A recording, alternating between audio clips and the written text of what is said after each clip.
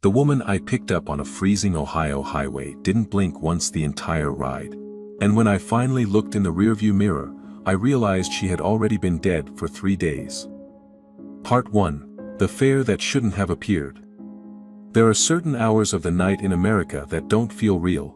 If you've ever driven long enough after midnight, through empty gas stations, shuttered strip malls, frost gathering on the edges of traffic lights, and neighborhoods where every porch light looks like it's waiting for someone who isn't coming back, you know what I mean. That hour when the city stops pretending to be alive. That hour when even your own headlights start to feel temporary. I used to drive rideshare around Columbus, Ohio. Mostly airport runs, bar pickups, college kids, exhausted nurses getting off shift, divorced dads too tired to make small talk, drunk guys who wanted to tell me about crypto, ex-wives, or the one time they almost made it big. Regular people. American nights full of ordinary loneliness. I wasn't doing it because I loved meeting people. I was doing it because after my brother died, I couldn't sleep in a quiet apartment anymore. Silence had become too loud. So I drove. I drove because if the engine was running, I didn't have to hear my own thoughts. That winter was the coldest I could remember. January in Ohio. Wind like broken glass, snow piled black at the edges of parking lots.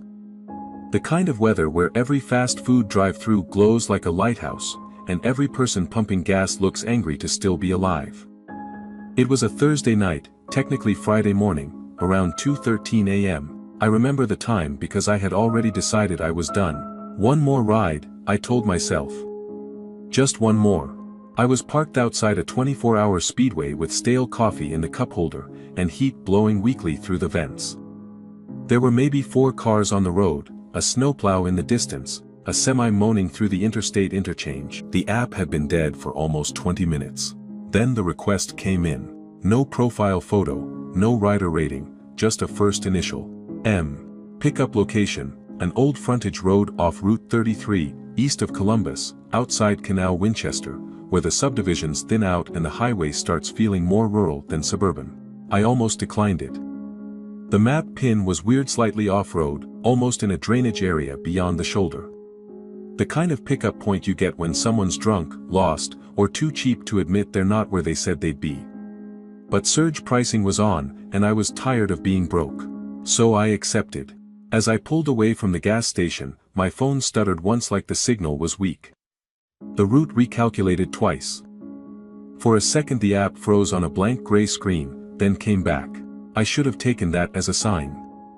The drive out there took about 18 minutes, the city lights thinned behind me until it was just road, fields, black tree lines, and the occasional farmhouse light burning in the dark like a single eye left open. There was no traffic.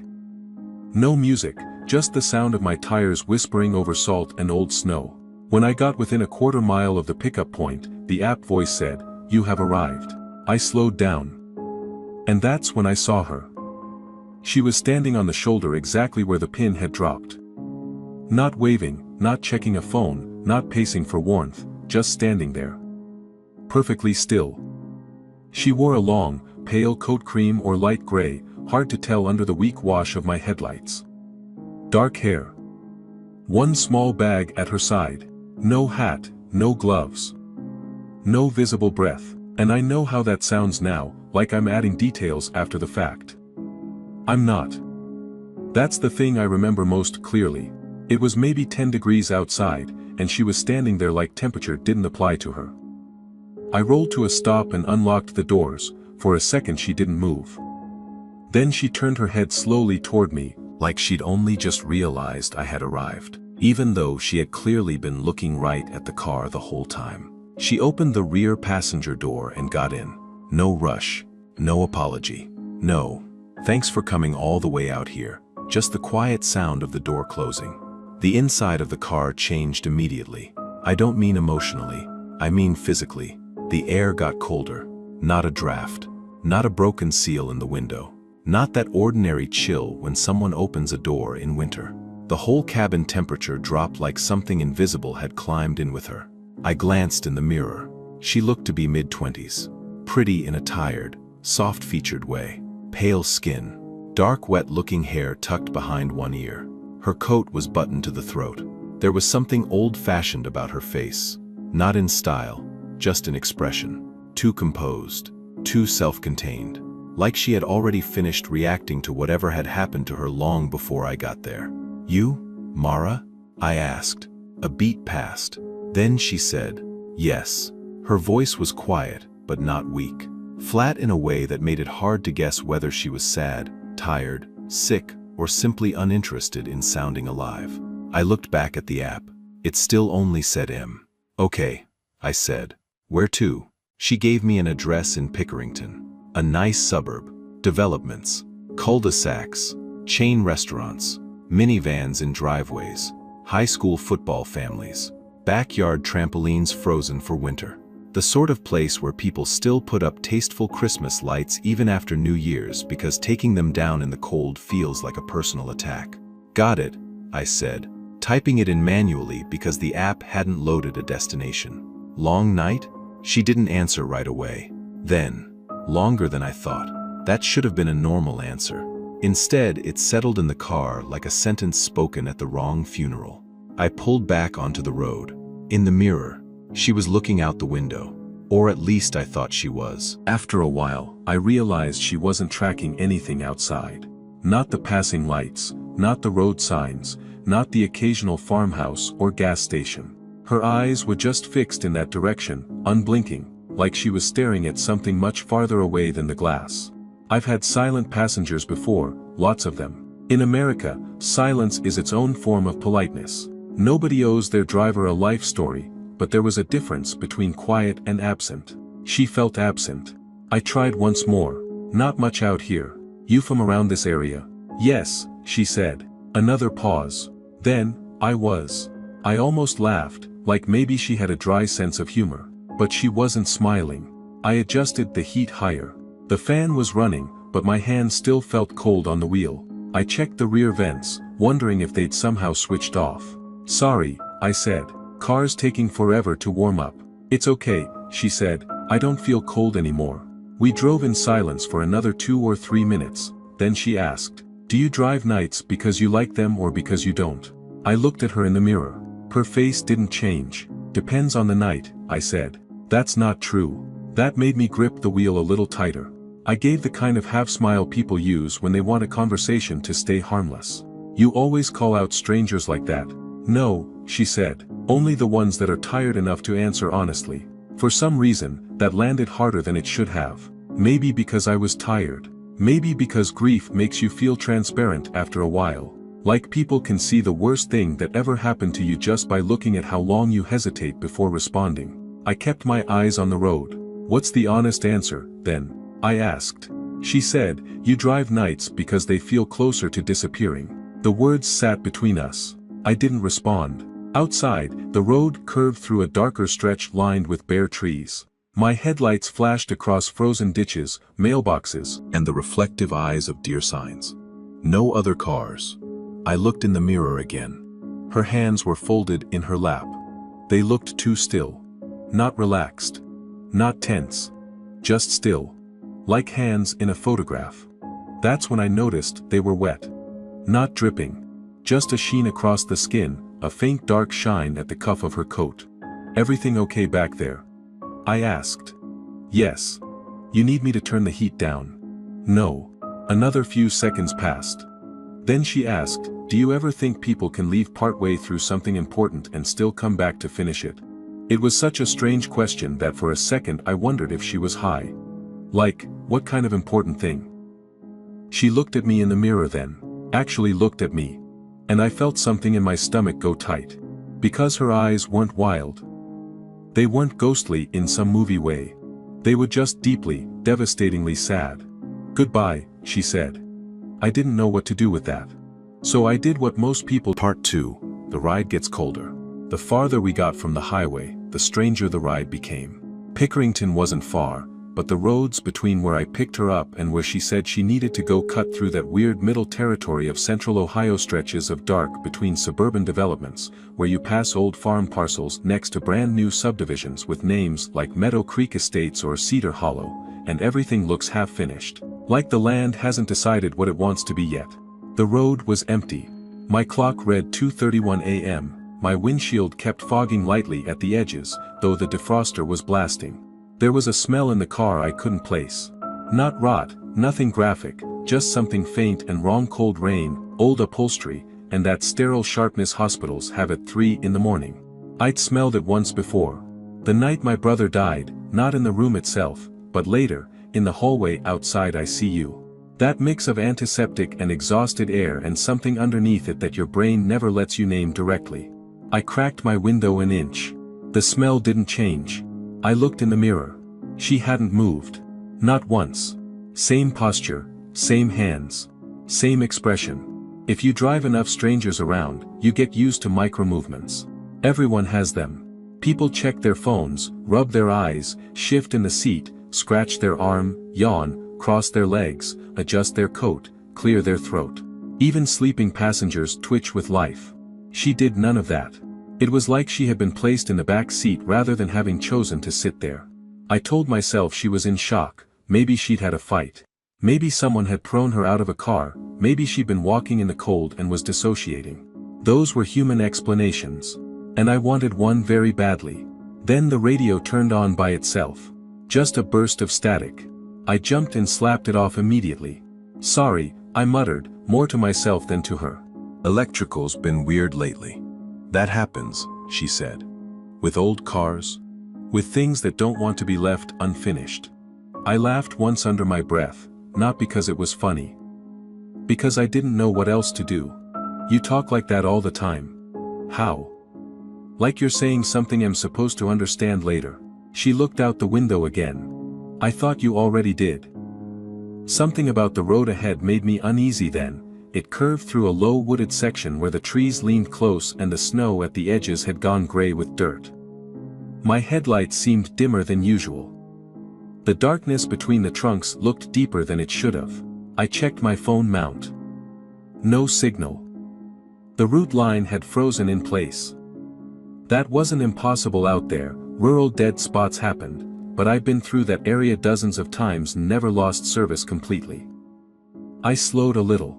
You know if there's a faster way into Pickerington from here? No response. I glanced back. She was looking at me in the mirror again, only this time her reflection didn't feel right. I can't explain it better than that. Everything was there: her face, her hair, the pale coat collar, the hollow shadow beneath her cheekbones, but it looked delayed by half a second. Like I was seeing the memory of her looking at me rather than the real-time version. I blinked and looked back at the road. When I checked again, it seemed normal. I told myself I was tired. That was the easiest lie available. Then she asked, "Do you miss him most in the morning or at night?" Every muscle in my shoulders locked. What? Your brother. The road seemed to go quieter. How do you know I had a brother? She tilted her head slightly, as if the question itself surprised her. You still make room for him when you talk.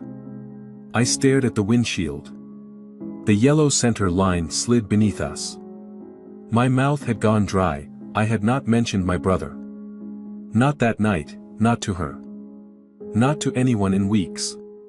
People say grief changes you. That's too gentle a word. Grief rearranges the furniture inside your body. Some days you move normally and still keep hitting corners that weren't there before. I swallowed and said, "Did I say something?" "No." "Then how?" "I didn't mean to upset you." That answer was somehow worse. "You're not upsetting me," I said automatically. "That's also not true." I almost pulled over. I should have. Instead, I kept going because I wanted the ride to end in a normal place, with a normal drop-off, where she would get out and become a strange story I told once to someone at a bar and then forgot. That's what I wanted. The American version of closure. A receipt. A destination. A reason. Ahead, the road opened into a wider suburban artery. More lights, traffic signals blinking yellow, snowbanks, ACVS. A church sign with frozen plastic letters that read, "God still makes a way." Rows of dark houses behind ornamental trees. Civilization. It should have made me feel better. It didn't.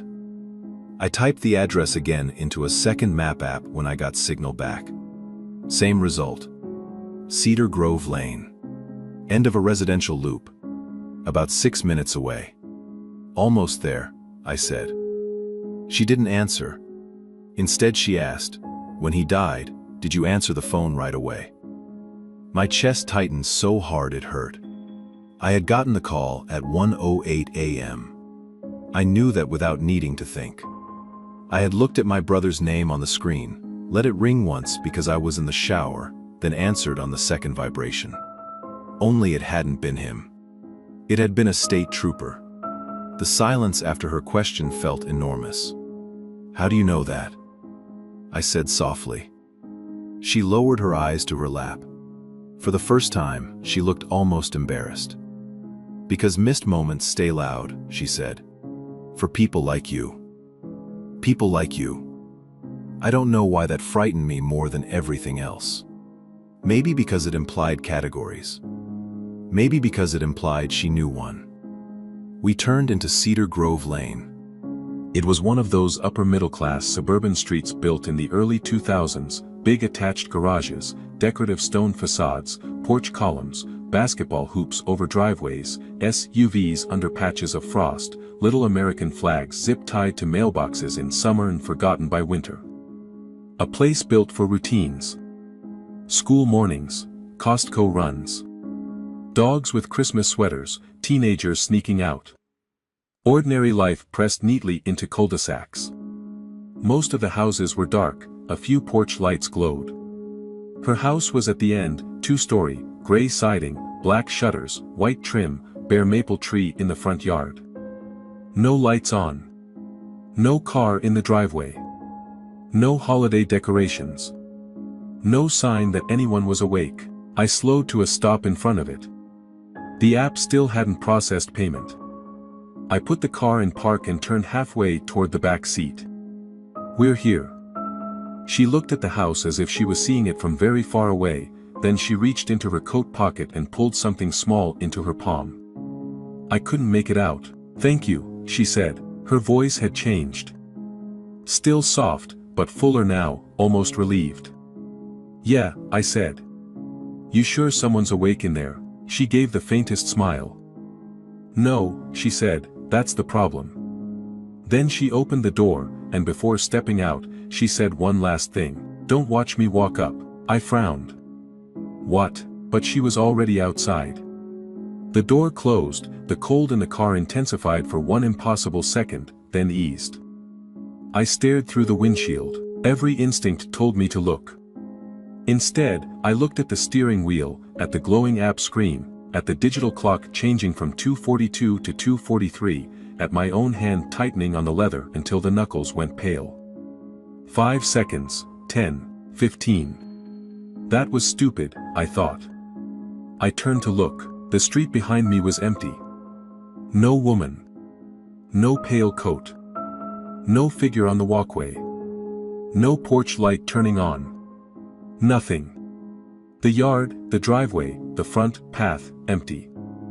I opened my door and stepped out into the cold. "Hello?" My voice sounded small. I looked around the car. Nothing. Fresh, crusted snow bordered the curb and the front walk, no footprints that I could see leading to the door. No movement in the windows. The house was dead dark and silent. I went to the rear passenger side and opened the door. The seat was empty, but on the cushion, where she had been sitting, lay a small silver cross on a broken chain. Old-fashioned, tarnished, one side bent slightly. And the fabric of the seat was damp, not soaked. Just damp enough that when I touched it, the cold went straight through my fingertips like I pressed my hand into thawing snow. I stood there staring at that cross for a long time. Then my phone chimed. Trip error. Payment could not be processed. Ride under review. No rider name. No fare amount. No trip summary. Just a blank field where her profile should have been. And the street so quiet it felt like the whole neighborhood was listening. Part 3. The address that remembers her. I didn't call the police that night. People always ask that part first when I tell them. Why didn't you call someone? Because nothing had happened in a way I could explain. A woman got into my car, I drove her somewhere, she disappeared. She left a necklace. That doesn't sound like an emergency when you say it out loud. It sounds like the beginning of a mental health crisis, or a misunderstanding, or a story told by a guy who needs sleep and therapy. And maybe I did, maybe I still do. I sat in that street for another minute or two with the engine running, staring at the house. Waiting for a light to turn on, waiting for someone to open the door, waiting for anything that would return the world to something dull and manageable. Nothing did. So I put the cross in my cup holder and drove home. My apartment was on the east side of Columbus above a vape shop and a tax service place that somehow still existed year-round. Thin walls. Cheap carpet. A couch I bought off Facebook Marketplace, half a kitchen. The sort of apartment men tell themselves is temporary for much longer than it should be. I didn't sleep. I kept replaying the ride in pieces, her voice, her questions, the way she said, I was. At 5:17 in the morning, I opened the rideshare app to report the trip. There was no trip to report. No record of a pickup from Route 33, no drop-off on Cedar Grove Lane. Nothing between a drunk student I'd taken home at 1:36 and a cancelled airport run around 3:05 that I vaguely remembered declining because I had already been back in my apartment by then. I checked my bank app. No pending fare. I checked my mileage tracker. There was a gap in the route log. A blank stretch where the drive should have been, as if my phone had simply stopped being anywhere for about 40 minutes. I looked at the silver cross on my counter. Proof, I thought. Except proof of what? I tried customer support anyway. The chat agent gave me canned responses about technical discrepancies and delayed ride histories. The kind of cheerful corporate language designed to make reality sound optional. By 8:30 that morning I still hadn't slept. The cross sat on the table beside cold coffee and my phone.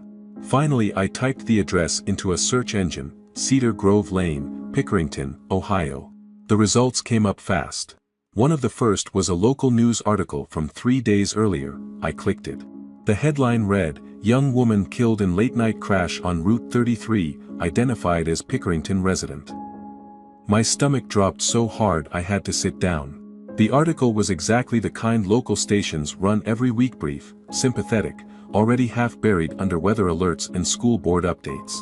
A 26-year-old woman named Mara Whitaker had died after losing control of her vehicle during icy conditions on Route 33 late Monday night.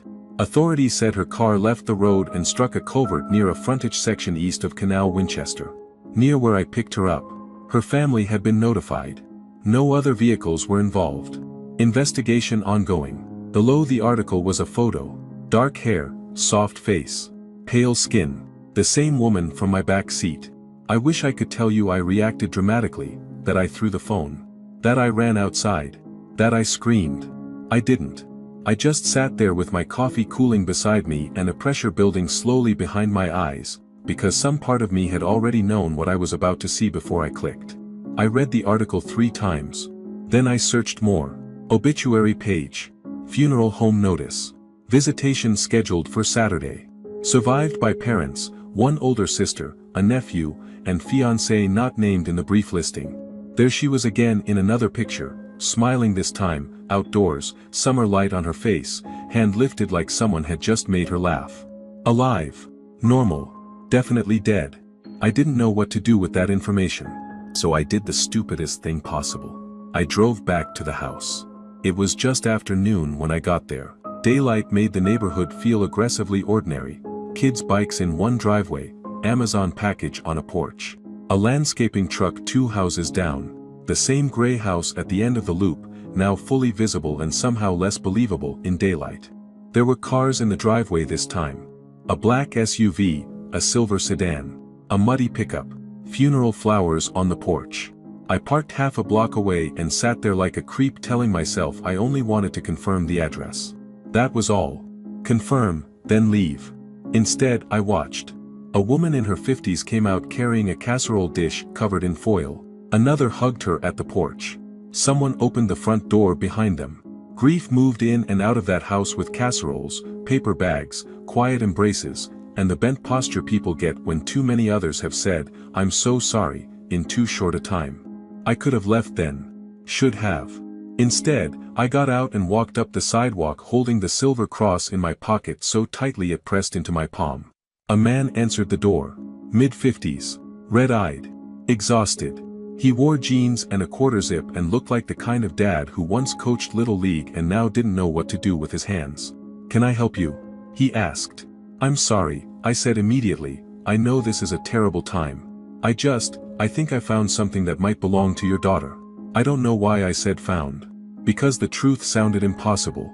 He stared at me for a second, then looked down at the cross in my hand when I showed it to him.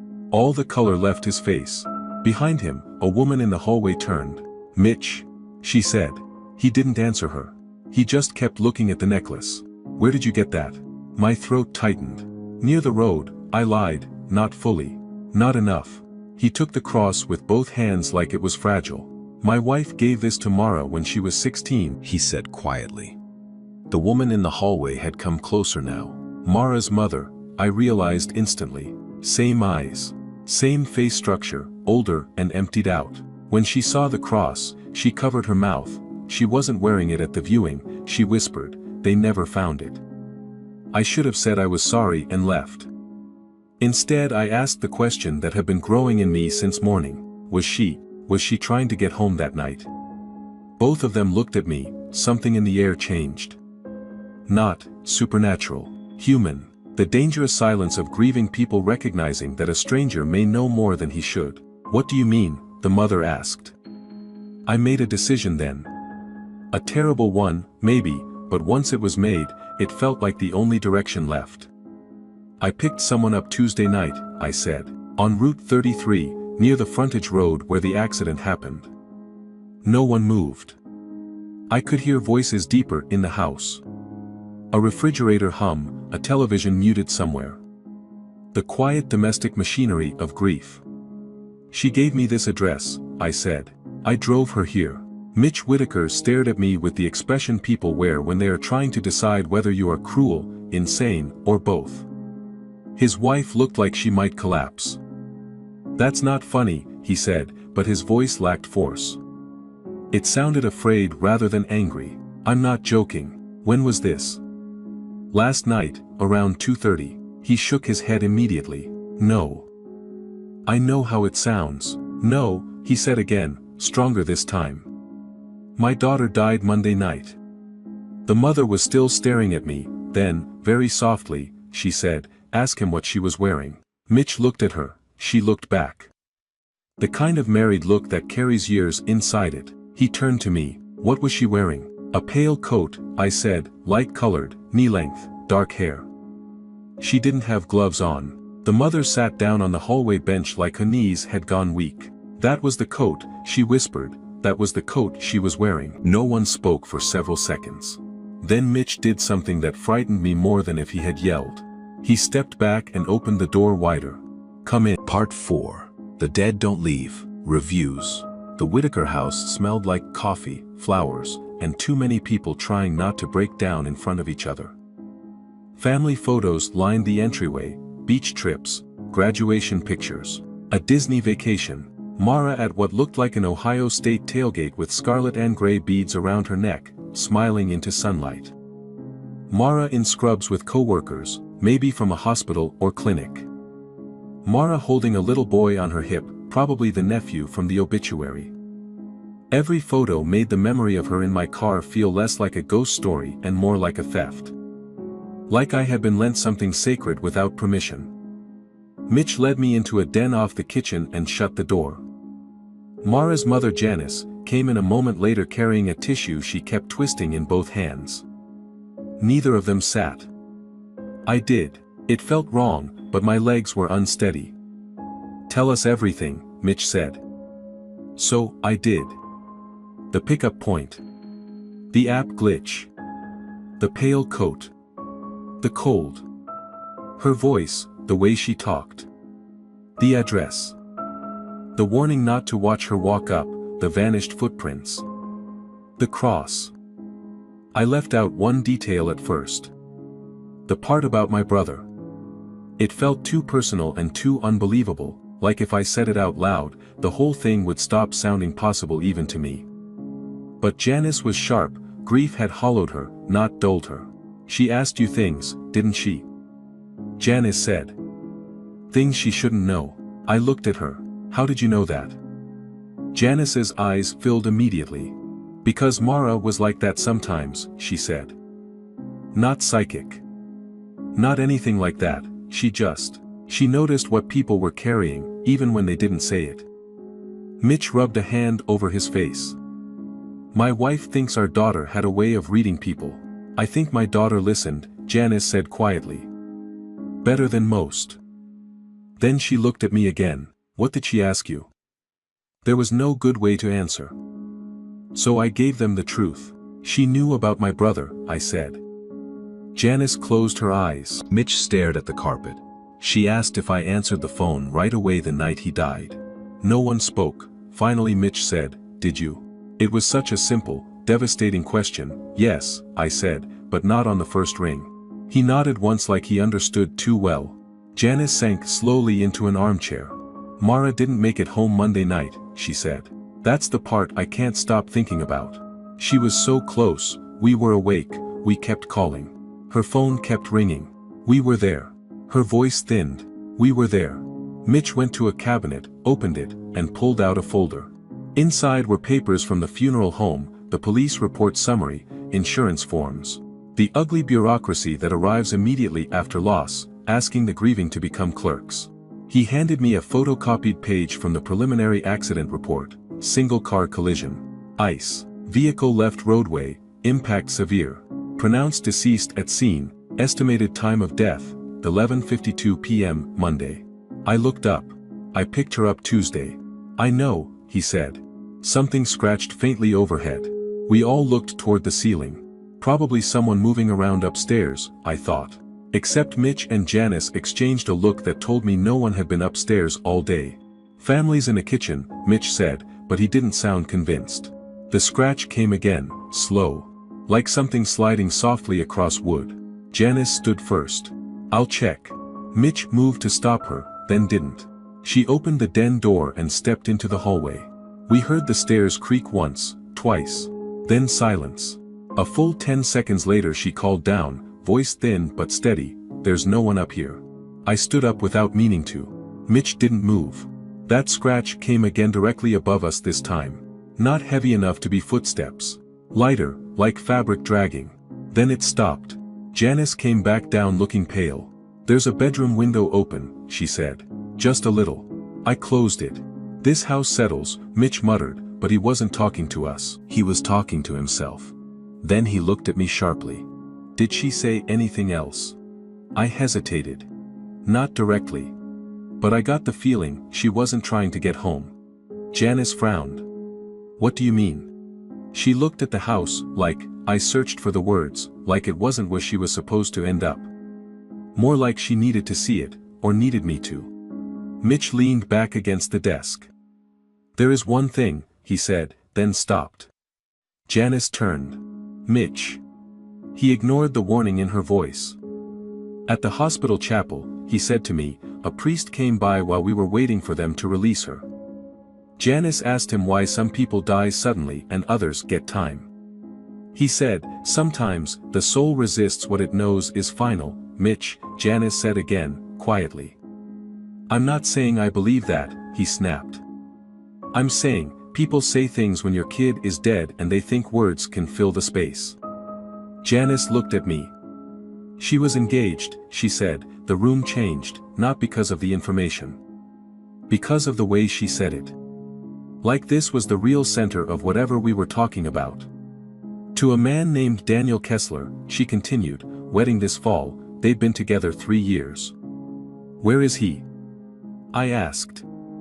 Neither answered immediately. Then Mitch said, not here, Janice's mouth tightened. They had a fight Monday night, she said. Before the accident. A beat. She left his place upset. Bad fight? I asked. Mitch exhaled through his nose, bad enough. Janice looked at the tissue in her hands, as if it belonged to someone else. He came by yesterday, she said. Wouldn't come in. Just stood on the porch crying and saying he was sorry. For what? I asked. Neither answered.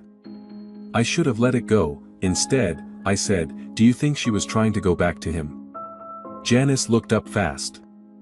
No. The force in her answer surprised me. No, she repeated, softer now. If Mara came back at all, it wasn't for him. I left the Whitaker house an hour later with Daniel Kessler's address written on the back of a grocery receipt and a promise I had no right to make. If I found anything, I'd call. As I walked back to my car, I glanced once at the second-floor window Janice said she had closed. The curtain moved. Just once, enough to reveal a shape behind it, a woman's outline. Pale face, dark hair, watching. When I looked again, the curtain hung still. I didn't tell them. Not because I wanted to protect them, because by then I wasn't sure Mara was the only thing attached to that ride. Part 5, The Last Destination. Daniel Kessler lived in a newer apartment complex outside Reynoldsburg, the kind with fake luxury branding names like The Reserve, The Commons, The Point.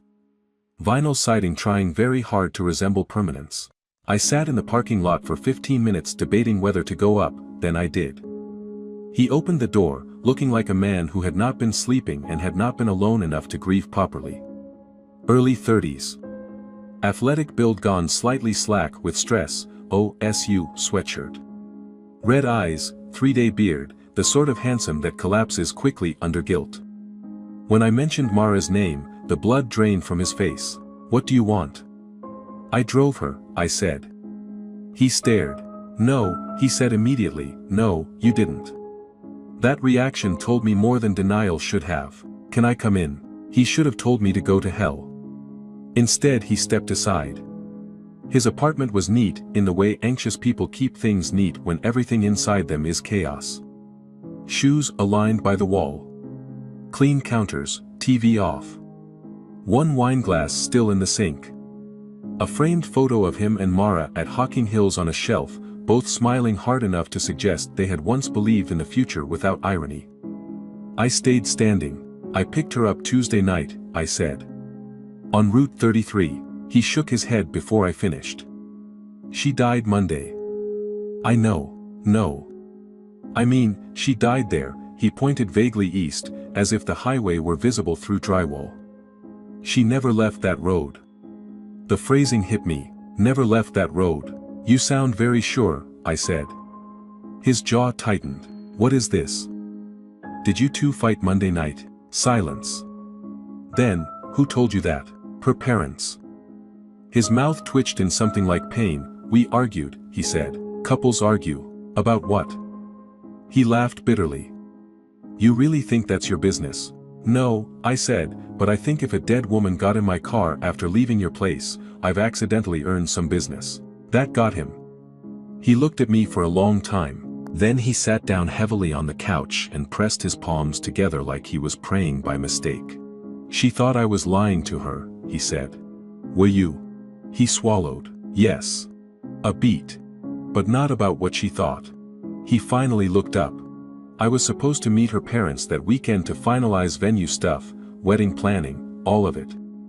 She was excited, and he rubbed at his forehead, I got scared, okay. Not about marrying her, about becoming visible. Responsible. Permanent. My dad walked out on us when I was 11, and some part of me always figured that's what I'd do eventually too. He gave a humorless laugh. Great time to discover inherited cowardice, right? What did you lie about? A debt, old one. Gambling, mostly sports betting, stupid, secret, embarrassing. She found messages. I'd been covering it for months, nothing criminal, just pathetic. He looked toward the photo on the shelf. She said if I couldn't tell the truth before marriage, then maybe I loved the version of her that kept forgiving me more than I loved her. That sounded like something Mara might say. Sharp, sad, precise. She left around 11, he said. I called twice, she didn't answer. Then her dad called me later and, his voice broke there. I let the silence sit. Finally I asked, why did you say she never left that road? His whole body seemed to tighten, because he understood the question hiding underneath mine. He stood, walked to the kitchen, and came back with his phone. For a moment I thought he was going to show me old texts. Instead he opened a voice memo. "I found this in my deleted folder yesterday," he said. "I don't remember saving it." He hit play. At first there was only static and the muffled sound of movement, like a phone rubbing against fabric. Then Mara's voice, breathing hard, upset, "In a car, maybe. Danny, don't call me again right now, I mean it." A turn signal clicking. Then, "I just need to think." More static. Then her voice changed, smaller now. "What the hell?" A sharp inhale, not a scream, more like surprise turning instantly into fear. Then, faintly, another sound. A woman's voice. Not Mara's, very soft, inside the car. Saying, "Can you take me home?" The memo cut out. Every hair on my arms lifted. Daniel's hand was shaking when he lowered the phone. "I thought maybe a radio clip bled in or something," he said. "I kept telling myself that. But there's no station, no podcast, nothing. And listen to the timestamp." He showed me, 11:48 p.m. For minutes before Mara was pronounced dead. "She wasn't alone in the car," I said. Daniel shook his head hard, terrified now in a way that guilt alone doesn't explain. "When the police found her vehicle," he said, "they said the passenger side was wet." I stared at him. Wet? Like someone had been sitting there in melting snow or rain. But the windows were closed and there wasn't blood there, nothing from impact. The officer mentioned it because it was strange. I thought of Mara's damp hands. My back seat, the smell, something cold, worked slowly through me. "This wasn't the first ride," I said. Daniel didn't answer because he didn't need to. We both understood it at the same time. Mara hadn't been the beginning of the story. She had been another passenger. That night I went home and did what people in America do now when they're terrified and need meaning. I searched. Old highway accidents on Route 33. Unsolved fatalities. Local legends. Crash reports. Newspaper archives, message boards full of rural ghost stories told badly and half as jokes. Most of it was garbage. But one thread on a local history forum led me somewhere real. In 1998, a woman named Elena Voss had gone missing after her car broke down near an older frontage section east of Canal Winchester. Last seen hitchhiking in freezing rain, body recovered weeks later in a drainage culvert not far from where Mara crashed. A blurry article scan mentioned that Elena had been on her way to St. Bartholomew's Chapel outside Lancaster to meet a priest. Reason unspecified. No suspect ever charged. No clear story of why she was walking alone at night. Buried in a follow-up piece was one more detail. She had called her sister from a pay phone and said a driver had offered to take her, but something about the ride felt wrong. That phrase stayed with me. Not the driver, the ride. The next morning, I went back to the Whitakers. This time Janice let me in before I knocked. She looked terrible. Worse than before, something was in Mara's room last night, she said immediately. I didn't pretend not to understand. What happened? She kept her old battery candles on a shelf, Janice said. Decorative ones. They've been dead for months. At 3:12 this morning, all three turned on. My mouth went dry. Mitch heard someone speaking upstairs. He thought it was me. It wasn't. Did you hear what it said? Janice nodded very slowly. She kept repeating one sentence. What sentence? Janice's eyes filled. That's not where I was going. Part 6. Some passengers never get out. The drive to St. Bartholomew's Chapel took just under 40 minutes if you left Columbus before traffic and headed southeast through the long rolling stretches that make central Ohio feel older than people give it credit for. I didn't go alone. Mitch Whitaker came with me. Not because I asked, because when I told the Whitakers what I'd found about Elena Voss and the chapel, Mitch disappeared into the garage, came back with his coat on and said, if my daughter is still trying to get somewhere, I'm not making a stranger finish that alone. Janice wanted to come too. Mitch wouldn't let her. In the kitchen, Beneath the low yellow light and beside a cooling tray of untouched lasagna from some sympathetic neighbor, they had a quiet marital argument made mostly of looks. Finally, Janice pressed something into his hand, Mara's cross, the one from my back seat. "Bring her where she was supposed to go," she whispered. We left just after sunset. Because of course we did. Every bad decision in America gets made at dusk right after the last reasonable moment to turn around, when pride still feels like purpose. The chapels sat outside Lancaster on a patch of land that looked half forgotten. Not abandoned, exactly, just old enough that upkeep had become an act of stubbornness, a narrow road, bare fields, a cemetery behind a stand of skeletal trees. White clapboard walls, small bell tower. Yellow light in 2 front windows. A real place. That made it worse. Because once you reach a real place, your excuses start dying. We parked beside a pickup and walked up the path, gravel crunched under our boots. The cold had that deep evening stillness to it, the kind where sound doesn't travel so much as hang in place. Inside, the chapel was warm and smelled faintly of wax and old wood. A priest in his 60s emerged from a side room, surprised but not alarmed to see us. Rural clergy have a special tolerance for strange human arrivals. Father Brennan, according to the brass plate near his office. I told him my name. Mitch gave his. Then he said the sentence that made the priest's expression change. "Our daughter died Monday," Mitch said, "and we think she was trying to come here." Silence stretched. Father Brennan looked from him to me, then to the silver cross in Mitch's hand. "Come, sit down," he said. We sat in the front pews while the priest remained standing, fingers laced, face tired in a way that suggested he had heard more than one impossible thing in that room. When I mentioned Elena Voss, he closed his eyes briefly. "I was younger then," he said, "but I remember." "Why was she coming here?" I asked. He hesitated, then. "For sanctuary." Mitch frowned. "From what?" Father Brennan exhaled. "She had been in a relationship with a man who frightened her. Not spectacularly, not in the way newspapers like. Quietly, persistently. The kind of fear people dismiss because there are no dramatic bruises anyone can point to. Control. Isolation. Threats framed as concern. He would appear where she went. Call from unknown numbers.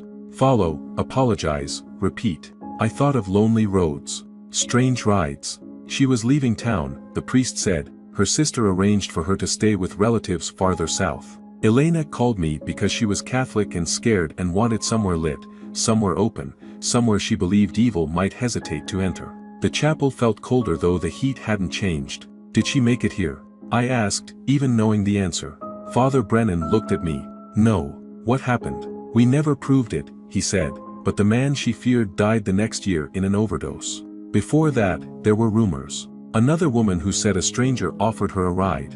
A report of someone seen walking near disabled vehicles along Route 33. Little things. Enough to make a pattern, never enough to make a case. Mitch sat forward. You think he's the reason? Father Brennan's gaze shifted toward the dark windows. I think some acts stain a place, he said. And some people die in the middle of terror, with nowhere to put it. That sentence landed inside me like a key in a lock. Not everyone haunting a road is the same thing. Some are lost, some are followed, some are still trying to arrive. I told him everything, then. Mara, the ride, Daniel's memo, the woman's voice in Mara's car, the sentence Janice heard upstairs. Father Brennan listened without interruption. When I finished, he asked only one question. Did Mara have unfinished business with the man she loved, or with the fear she met on that road? I thought about Mara in my back seat, not angry, not frantic. Sad, certain, watching distance like it had shape. She was trying to finish the route, I said. The priest nodded once, then, don't treat this like an exorcism, he said, treat it like an arrival. He led us to the small side chapel door, darker, lit only by red sanctuary lamps and a bank of candles flickering beneath a statue of Mary. The room felt intimate enough for prayer and old enough for dread. Put the cross near the altar, he said. Mitch did. For a long moment nothing happened, then the sanctuary lamp dimmed, not out, just dimmed, the temperature dropped sharply. I saw my own breath. Mitch stood motionless beside me, jaw clenched so hard I could hear his teeth shift. A sound came from the back of the chapel, not footsteps, fabric, dragging softly over wood. I turned. A woman stood in the doorway. Pale coat, dark hair. Mara. Exactly as she had looked in my car, except now she seemed thinner somehow. Not physically but around the edges, as though pieces of her were already being taken by distance. Mitch made a broken sound in his throat. Baby. Mara turned her head toward him. She smiled. Very small, very sad. Then something moved behind her in the dark hall, not fully visible, too tall, a shape without urgency, which made it worse. The patient posture of something that has followed lonely people for a very long time, and does not need to hurry, because roads are endless, and grief makes excellent bait. Every instinct in me screamed to run. Instead, I heard Mara's voice, the same quiet voice from my back seat. Don't let it ride home. The shape behind her advanced one slow step. The air pressure in the room changed. My ears rang. The candle flames bent toward the doorway. Mitch grabbed the pew so hard it scraped across the floor. Father Brennan began praying in Latin, not loudly, not theatrically, but with the flat speed of a man reaching for the oldest words he knows, because new ones are too weak. Mara didn't look afraid. That's what I remember. Not fearless, not at peace, resolved, as if she had been frightened long enough and had finally reached the point beyond fear where direction matters more than survival. She looked at me. Then at the altar. Then back at the shape, and I understood, in the irrational way you sometimes understand things at the worst possible moment, that she had not chosen me because I was special. She chose me because I knew what it felt like to live after a call you did answer, yet still believe you were late. Because guilt recognizes unfinished things. Because lonely men on empty roads are easier to signal than happy ones. The dark shape moved again. This time, I saw a hand, or something with the memory of one, too long. Too deliberate, reaching from the hall, not for Mara but for the room beyond her, for us, for continuation, for another ride. I grabbed the cross from the altar before I even knew I was moving. The metal was freezing. Mara, I said, and my voice cracked, is this where you were trying to go? Her eyes stayed on me, then she nodded. Once. That was all. I placed the cross back down at the foot of the altar and said the first honest thing that came into my head. She made it. The room went silent, instantly, completely. Even Father Brennan stopped mid-prayer. Mitch was crying openly now, shoulders shaking with the soundless, humiliating grief fathers try to hide and can't. Mara looked at him one last time, then to me, then past all of us, towards something farther inside the chapel than architecture should have allowed. Her expression changed. Not joy, release.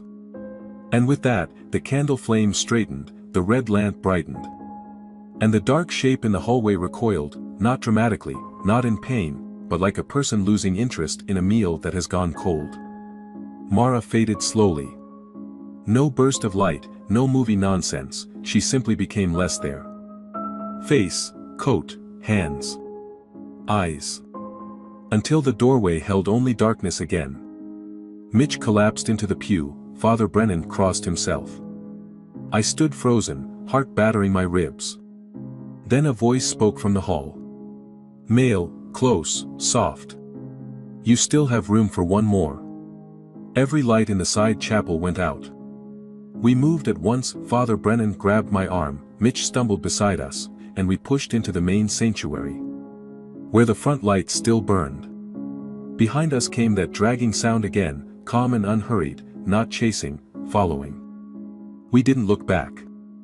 Outside the cold hit like water, we crossed the gravel to the parking lot, nearly falling over each other. My car sat beneath the dead branches at the edge of the lot, dark and waiting. And in the back seat, visible through the rear glass, someone was sitting there. Not Mara. Too tall. Still as winter. I stopped dead. Mitch saw it too, and made a choking sound. Father Brennan did not hesitate. He stepped past us, lifted a hand, and spoke one sharp command. I couldn't fully hear over the ringing in my ears. The rear windshield cracked across in a single branching line. The shape inside vanished. Not dissolved, not exploded, just gone between one blink and the next. We stood in the parking lot panting, staring at the empty back seat. "Do not drive tonight," Father Brennan said. I laughed once, in disbelief. "Yeah," I said. That wasn't really the plan. He looked at me harder than anyone had all night. "I'm not joking. Some things lose a person and look for a vehicle." I left the car there. Mitch drove us back in his truck. Neither of us talked much on the way. Central Ohio slid by in strips of road, gas stations, truck stops, and dark subdivisions. All of it unbearably normal. At one point, maybe halfway back, Mitch said, "Do you think that was really her?" I watched the highway lights pass overhead. "Yes," I said. After a moment, I added, "I also think she wasn't alone on that road even before she died." He nodded once, hands tight on the wheel. When he dropped me at my apartment, he reached across the center console and gripped my shoulder. No big speech. No masculine gratitude routine. Just one sentence. "You brought my daughter somewhere I couldn't." Then he drove away. I didn't do rideshare after that. Tried once. About 3 weeks later. Daytime airport run. Perfectly normal. Business traveler. Golf clubs. Mild small talk about weather. Still couldn't do it. Every time I checked the rearview mirror, my body remembered before my mind did. So I sold the car. Took a warehouse job out in Groveport, where the hours were ugly, but the forklifts didn't ask me about grief. Months passed. Spring came. Then summer. Things thinned out the way terror eventually does, leaving behind only habits. I slept a little better. I stopped checking back seats before unlocking doors. I stopped smelling hospital air where there was none. Sometimes I still thought about Mara Whitaker, about the exact shape of her voice when she said, "Goodbye." Janice mailed me a thank you card in April. Just a short note. "You were kind to her when she needed it." That matters to me more than I can explain. No one mentioned the chapel. No one mentioned the thing in the car. Maybe because some truths are only survivable if you leave them unframed. Then, in late August, I was waiting in line at a gas station outside Newark after a long shift. Bright fluorescent lights, beef jerky display, high school kids buying energy drinks, country music on low speakers. America in miniature. Harmless. My phone buzzed with a notification from an email account I hadn't used for rideshare in months. At first, I assumed it was spam. Then I opened it. Subject line, trip receipt, no company branding, no logo, just plain black text on white. Pickup time, 2:13 a.m., pickup location, Route 33, Frontage Road. Drop off, destination, updated, passenger, M, status, incomplete. At the bottom, one additional line, passenger waiting. I stood there in the gas station with freezer doors humming beside me and didn't realize I'd stopped breathing until the cashier asked if I was in line. I deleted the email. It came back the next morning. Deleted again. Back the following night. No sender address, no recoverable header. Tech support at work couldn't explain it. Said maybe corrupted spam routing, maybe spoofed mail, maybe a messed up archive sync. Human words for inhuman persistence. I changed accounts. It found the new one. A week later, I woke at 2:13 a.m. to the sound of 3 soft taps. Not on my window, on my apartment door. I didn't open it. I sat in bed, breathing through my teeth, staring at the dark. The taps came again. Slow, patient. Then a man's voice from the hallway said, almost kindly, "Can you take me home?" I moved out 2 days later. Didn't help. Because here's the thing no one tells you about haunted roads, dead passengers, or unfinished arrivals. Some places aren't where the horror lives, some people are. Not bad people. Not cursed people. Just people with enough empty space inside them for certain things to notice. People who know what it means to keep going after the worst call of their life. People who drive, because stopping feels too much like listening. That's why I'm telling you this now. Not because I want attention. Not because I think you'll believe me, but because somewhere in the Midwest tonight, maybe in Ohio, maybe Indiana, maybe Pennsylvania, maybe on some freezing shoulder outside a suburb, where porch lights glow over tidy lawns, and everybody assumes evil only happens in ruined places, someone is going to accept one last fare, one more ride, one more stranger, one more quiet voice in the back seat. And if that passenger gets in without a sound, if the car suddenly turns cold, if they ask you questions no stranger should know how to ask, if they give you an address, but look at it like it isn't the place they truly mean, then listen carefully. Because sometimes, the dead are not the worst thing riding with you, sometimes, they're only the ones trying to warn you. And if they ever tell you not to watch them walk away, do exactly what they say. Because the night I picked up a passenger that was already dead, the most terrifying part wasn't realizing she had died before I found her. It was understanding, much too late, that something else had been standing on that road first, waiting, not for her, for whoever stopped.